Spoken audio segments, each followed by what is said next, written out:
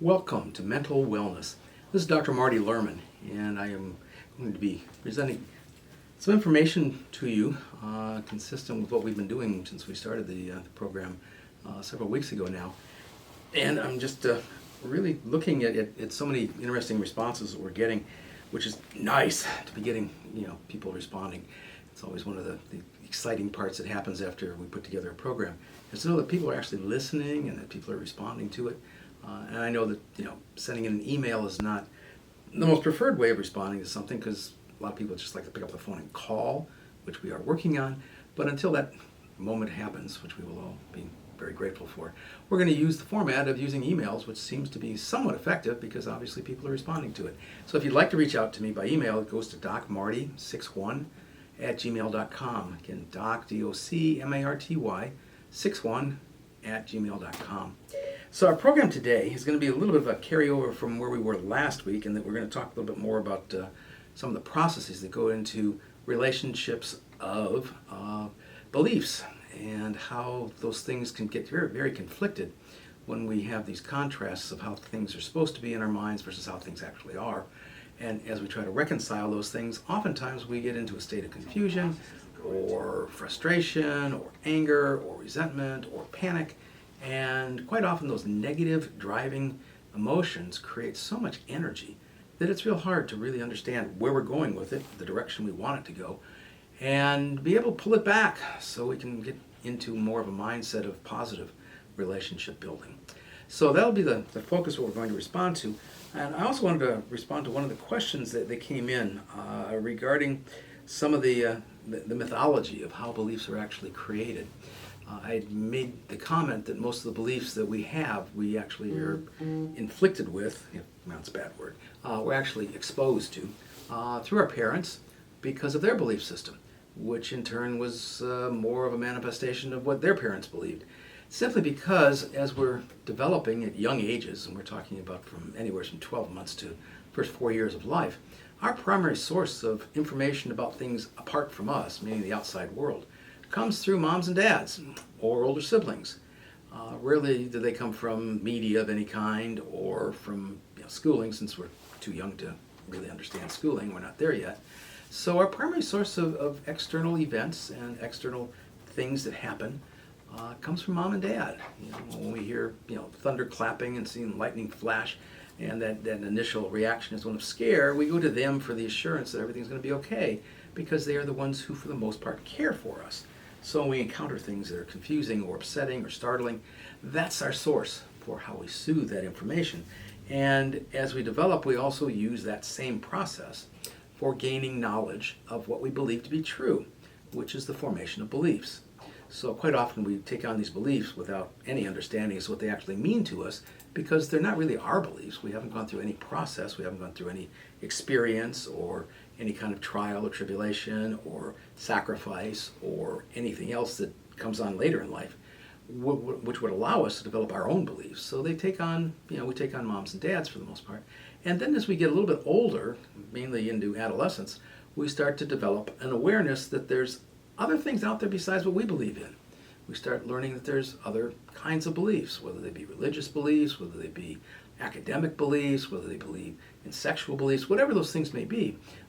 We tend to have to deal with new information, and sometimes the value of the people we are around, mostly friends and peers, may take on an equal understanding of influence that we've been exposed to as children, which can create an enormous amount of conflict, because we're not sure now what it is we're actually being exposed to, because we're taught that there's rights and wrongs, and yet when we are encountering situations in which there appears to be two rights, and yet they both can't be right, obviously, because one is completely different from the other. So we have to reconcile that. And oftentimes what we experience is this break or this split, where we are at home one way, and when we're interacting with our friends and peers, we're another way. Or if we're doing something that we really enjoy, being away from the house, we'll take on that kind of a persona to reflect what it is we're experiencing. I can remember when I was a kid in teenage years and I was playing sports, I took on the persona of the football team because I wanted to be like the other guys on the football team, and I really wanted the coach to admire me and get me playing time and all that kind of stuff. So I became more like him, thinking that that would allow me to derive a benefit from being like that. And we find ourselves doing that in lots of contexts as we grow up. But simply because the idea of fitting in becomes a real valued asset, especially during teenage years. And as we become young adults, it's also important to maintain contact with people that we derive benefit from, and those are typically our friends.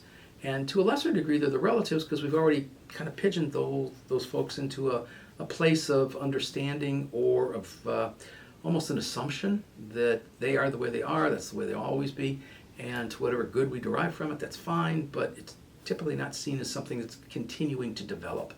It's something that's already taken place. So we get into a new belief structure, and as we start to experience those things, we are often conflicted because not everybody in that group follows the same modality of how they experience life.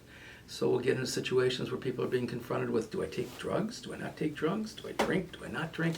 Do I engage in certain kinds of behaviors that some people say are okay, other people say are not okay? And where's the balance?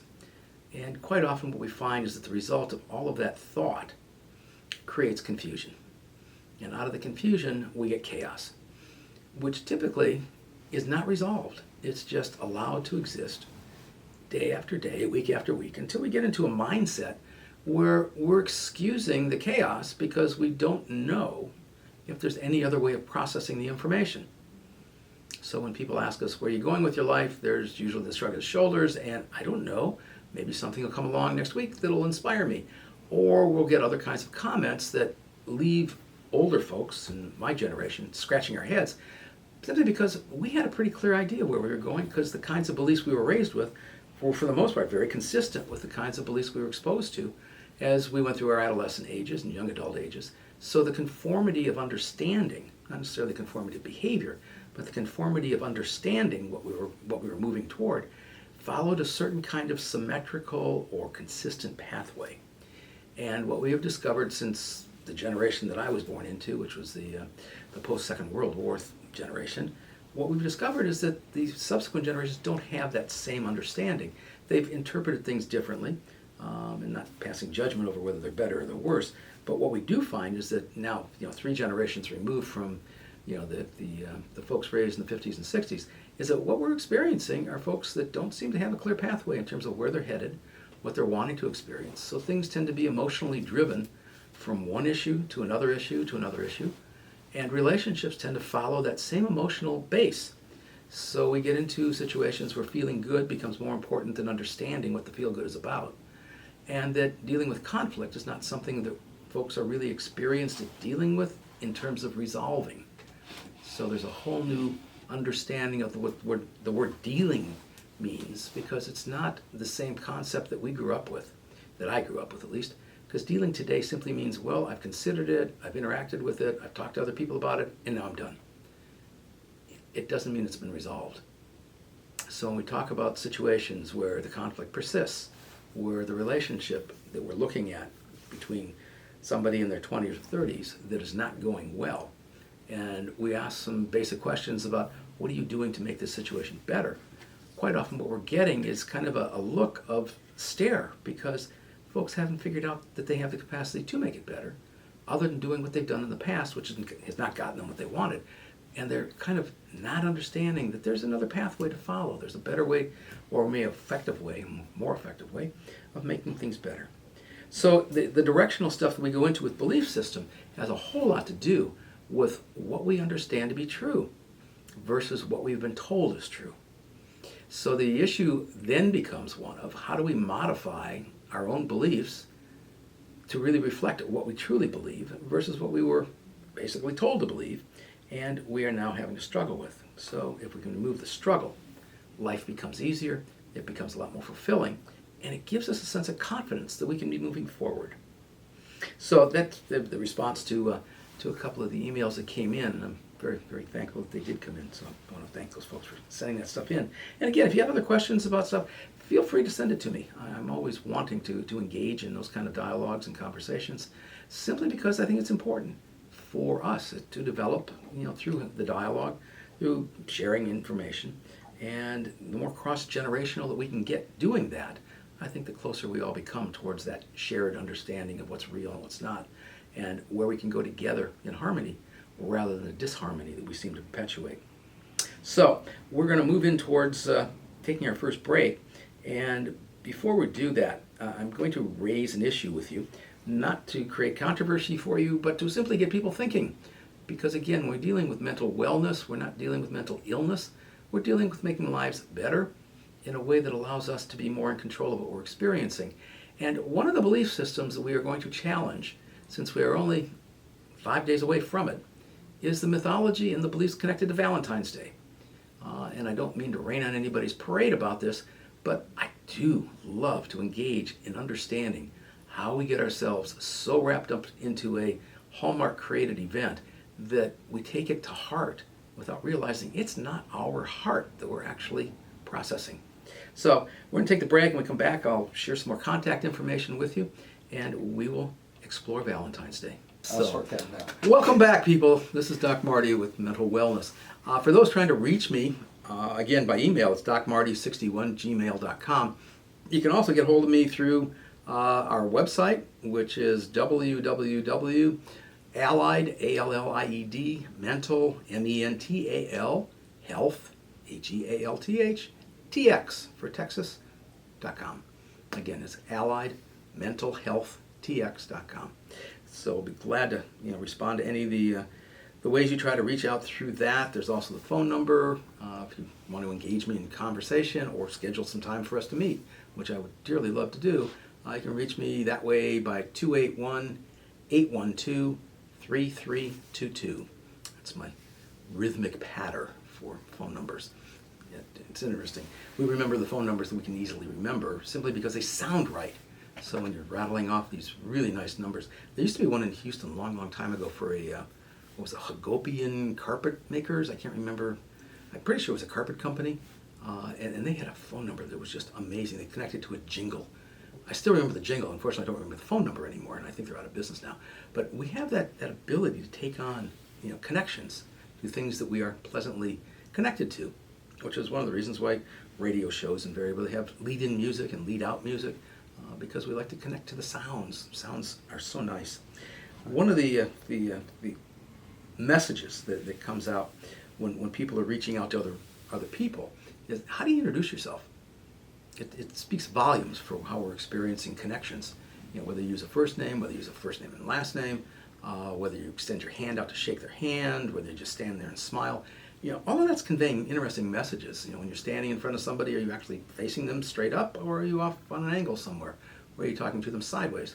All of that conveys messages, which are real important. And it's going to be the basis of one of the programs we're going to be doing later on this month, actually, talking about body language and how we read it, how we interpret it, and what it all means.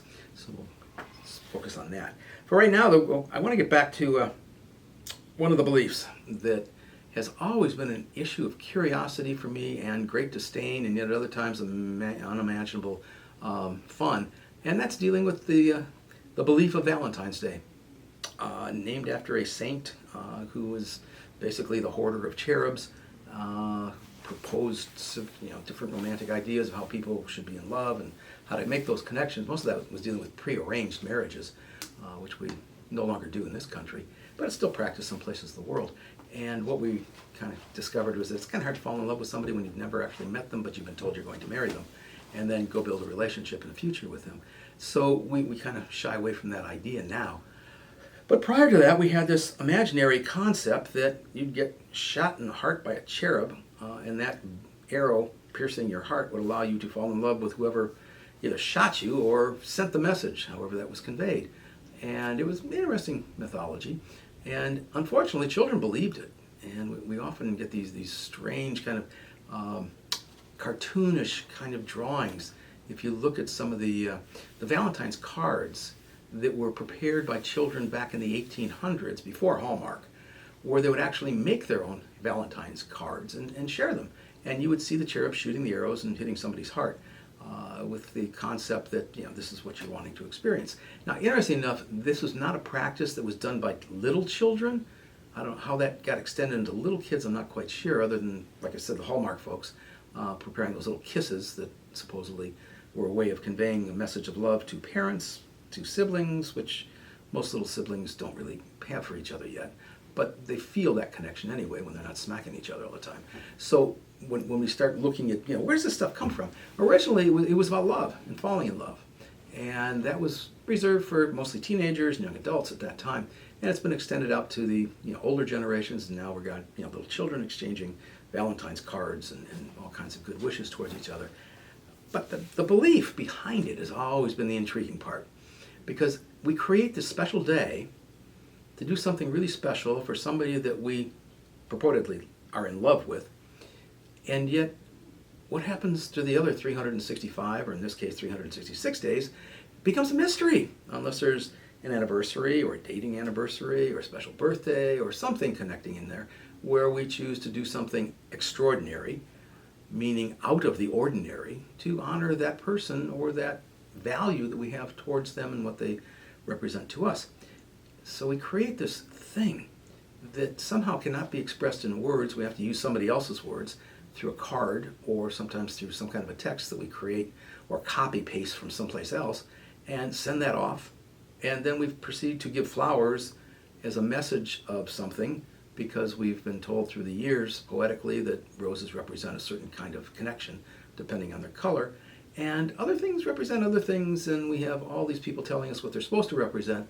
And then we act on this stuff and feel massively guilty if it's not returned. And then we have to deal with that disappointment. And, I bought you, this new piece of jewelry that cost me several $100s, and what I got back was a little box that has 14, candy kisses in it. It's like somehow the equivalency issues tend to get in the way of the meaning and the intent. And the idea of it simply being a fun day, maybe, to celebrate a relationship, gets totally lost in the idea that you're not giving somebody the appropriate thing or the expensive thing or the thing that they've wanted for the past 12 months, or not to disappoint them because something else happened in their life and you disappointed them some other way, so this becomes a makeup thing.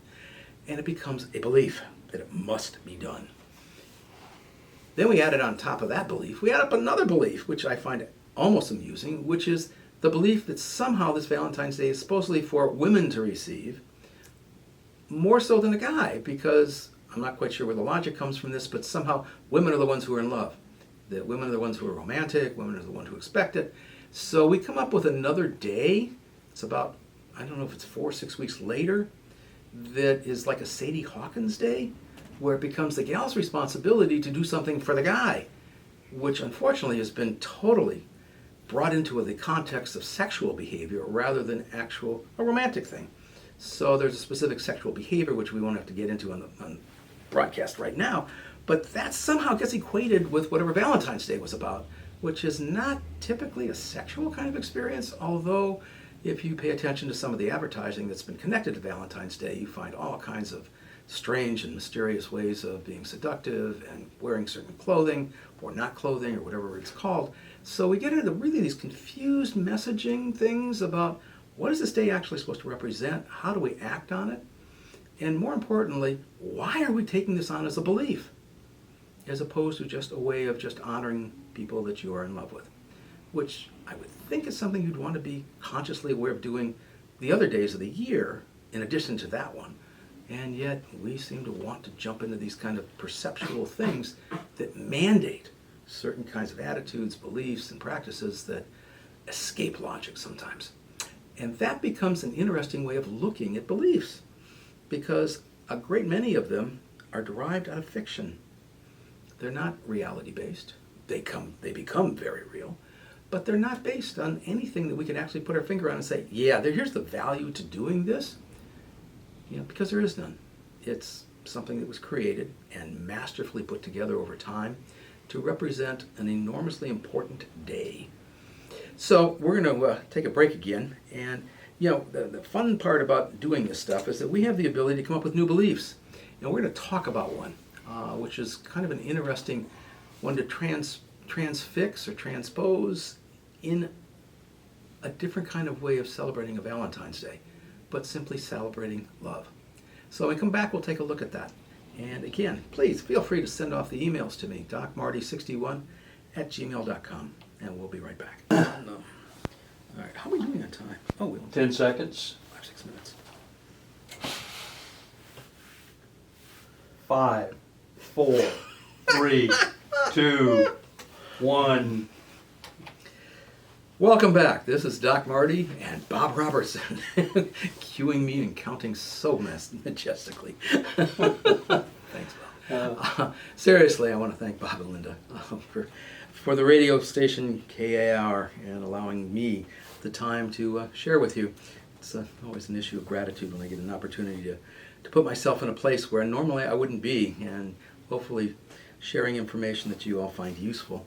And again, even if you only find one specific thing or one particular thing or one general thing that is of value during the time that we're on the air with you, please take it with you, use it, share it, and just see it as a gift so that you can respond to it and feel good about it.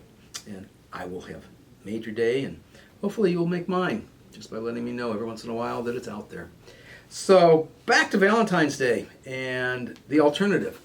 What we find very interesting about beliefs is that when we can create our own beliefs that are based on want and desire and communication and sharing with other people, what we often find is a very, very positive yet powerful way of understanding what we share with other people, which is energy. And the energy that we're sharing with folks becomes the thing that we value and cherish the most, because that positive energy fuels us. It opens our creativity, it opens our imaginations, and it opens the desire to be connected.